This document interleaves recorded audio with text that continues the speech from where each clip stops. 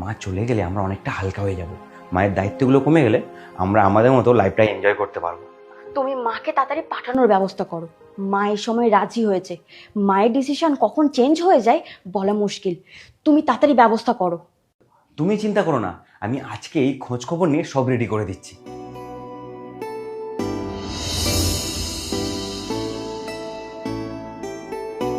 এই বাবু, তুই ব্যাগ থেকে সমস্ত জিনিস বের করছিস কেন?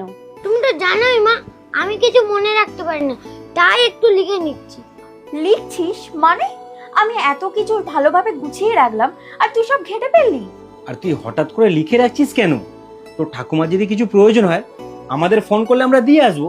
না বাবা, আমি ঠাকুমার জন্য নয়, আমি তোমাদের জন্য লিখে রাখছি। এই, তোকে এইসব বুদ্ধি কে শিখিয়েছে রে? খারাপ বুদ্ধি দেওয়ার জন্য তো অনেক লোক আছে, ভালো বুদ্ধিটা নয় আমিই দিলাম। তুই তুই এখানে কি করছিস? মা তোকে ফোন করে সবকিছু বলেছে তাই না? না, মা আমাকে বলেনি। সেদিন তোরা যখন আলোচনা করছিলি তোর ছেলে তখন ভিডিও কলে আমাকে সবটা দেখিয়েছে।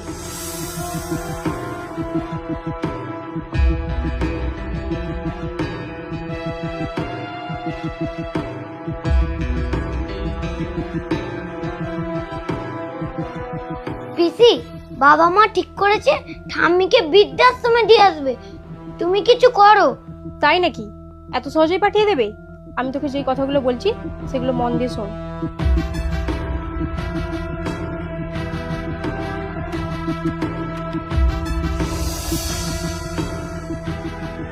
আচ্ছা দাদা, তুই বৌদির কথা শুনে আমাকে বৃদ্ধাশ্রমে পাঠিয়ে দিচ্ছিস? তুই একবারও ভাবলি না মা তোকে আমাকে কতটা কষ্ট করে মানুষ করেছে, মা নিজের সবকিছু বিসর্জন দিয়েছে? আমার ভুল হয়ে গেছে মা। আমরা নিজেরা একটু রিল্যাক্স হব বলে আমি এত বড় ভুল করতে যাচ্ছিলাম। আমি ভুলে গেছিলাম তুমি আমাকে মানুষ করার জন্য কি কি করেছো। নিজের শখ আহ্লাদ সব বিসর্জন